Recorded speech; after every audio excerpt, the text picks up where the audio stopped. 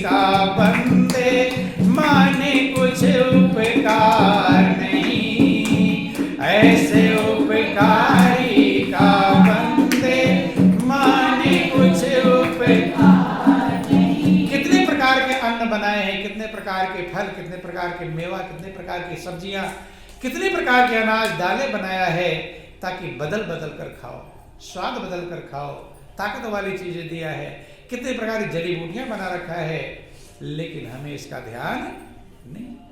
महापुरुष समझाते हैं कि देखो, एक सूरज, एक बल्ब लगा दिया, सारे संसार को उजाला हो रहा है? कि सूरज चांद सितारों का जाने का बिजली घर बना हुआ, सूरज चांद सितारों का जाने का बिजली घर बना हुआ, पल भर को नहीं धोखा देते, नहीं कनेक्शन जुड़ा हुआ, पल भर को नहीं धोखा देते, नहीं कनेक्शन जुड़ा हुआ, कोई खंभा तार नहीं, खड़ी कहीं दीवार नहीं, ऐसे इंजीनियर का बंदे करता जरा विचार नहीं। कैसा बड़ा इंजीनियर है, इतने बड़े बड़े इंजीनियर पावर हाउस बनाते हैं, तब जाकर बिजली आती है, तो उसमें फाल्ट हो जाता है, कट जाता है, लाइट कट जाती है, सही करते हैं। और उसका कितना बड़ा इंजीनियर है, एक सूरज लगा दिया, एक ही बल्ब लगाया है, दूसरे बल्ब की जरूरत नहीं हुई, ना आज तक फ्यूज हुआ, पता नहीं कब फ्यूज होगा, कोई भरोसा नहीं है। एक दिन अगर ये सूरज फ्यूज हो जाए तो सारे तुम्हारी चालाकी होशियारी बेकार हो जाएगी, ना कोई अन्न पैदा होगा, ना कोई जीवित रहेगा। बंधु, लेकिन इतना बड़ा उपकार मालिक ने किया है, लेकिन हम उसका उपकार मानते नहीं। तो इसलिए जिसने उपकार माना वो तो प्रभु की याद में आंसू बहाता है। किसकी याद में? आंसू बहाता है प्रभु की याद में, प्रभु की कृपा को याद करके, प्रभु की दया को याद करके, प्रभु के धन्यवाद एहसान को याद कर आंसू बहाता है। और जो उसके कृपा को नहीं समझता वो दुनिया को याद कर आंसू बहाता है। आंसू दोनों बहाते हैं, नहीं समझ में? आंसू दोनों बहाते हैं, एक प्रभु की कृपा को याद करके और एक दुनिया को याद करके। बंधु, जो दुनिया को याद करके आंसू बहाता है वो अथाह दुखी और बेचैन रहता है, और जो प्रभु की याद में आंसू बहाता है वो आंसू भी आनंद देते, शांति देते हैं, कल्याण करते हैं। कबीर ने लिखा, बैंक बोला दुनिया वालों को, क्या बोला? कि सुखिया सब संसार है, खावे और सोवे, और दुखिया दास कबीर हैं, जागे और रोवे। कि बात है भाई, तुम ही लोग सुखी हो, खा रहे हो, मगन हो रहे, नहीं समझना है? दुखी तो मैं ही हूं, रात रात प्रभु की याद में रोता हूं, हिसाब लगाता हूं कि मेरे ऊपर प्रभु ने क्या क्या कृपा किया, कितना बड़ा दया किया है।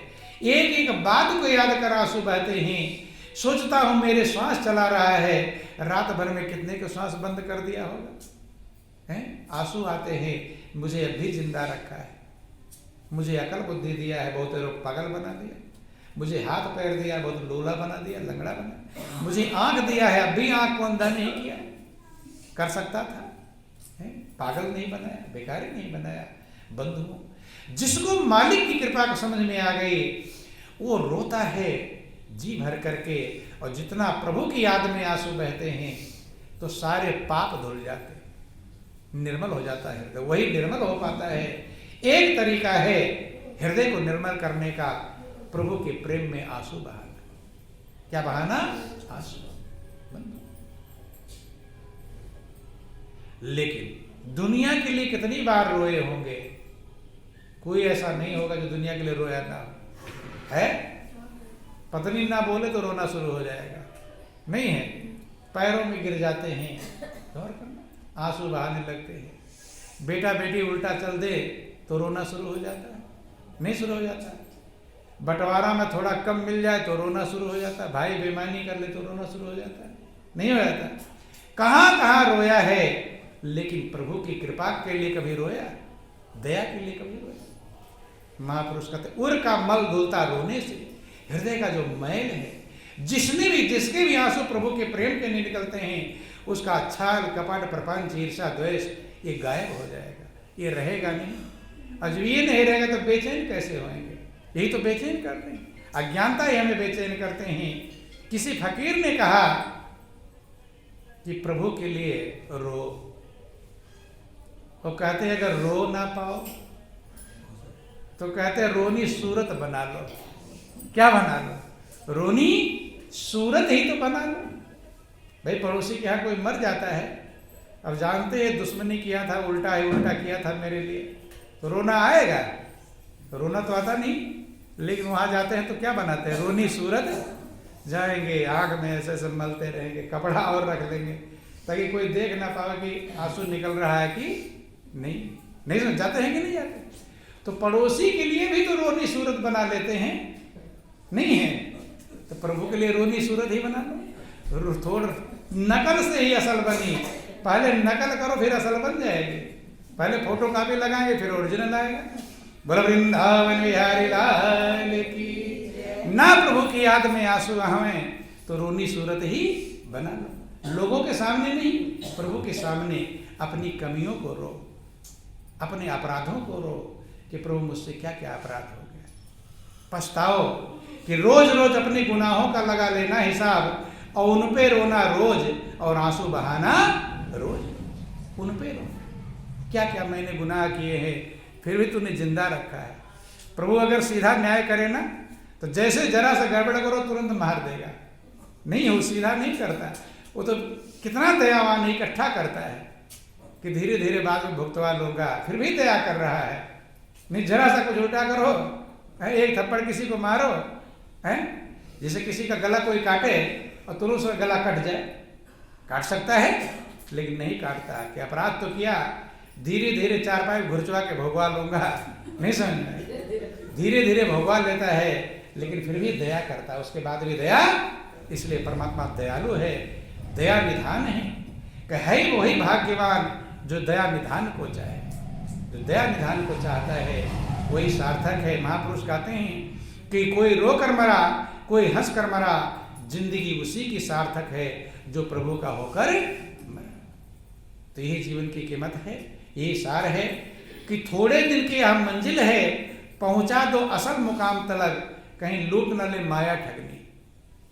माया कोई चीज नहीं है, अज्ञानता ही माया है, भ्रम ही माया है, सही रास्ते पर चलना ना ही माया है। कहीं माया ठगनी आपको लूट ना ले, जाना कहीं और कहीं और पहुंच ना जाओ। इसलिए जीवन बहुत कीमती है, सृष्टि का सिरताज है, सृष्टि का सिरमौर है।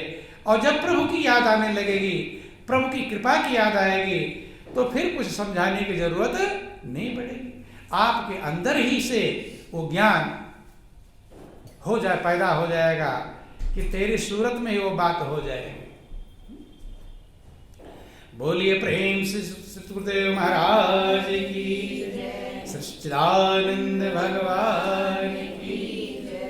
त्वमेव माता च पिता त्वमेव, त्वमेव बन्धुश्च सखा त्वमेव, त्वमेव विद्या द्रविणं त्वमेव, त्वमेव सर्वं मम देव देवा, त्वमेव सर्वं मम देव देवा, त्वमेव सर्वं मम देव देवा।